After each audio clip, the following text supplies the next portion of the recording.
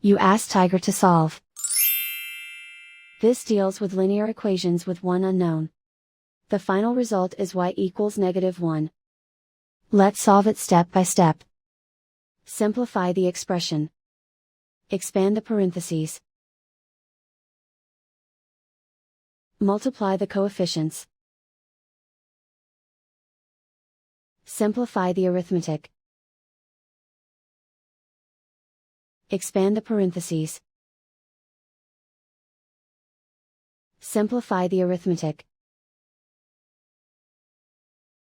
Group all constants on the right side of the equation.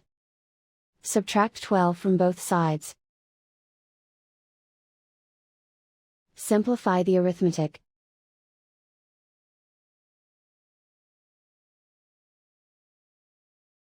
And so the final result is y equals -1.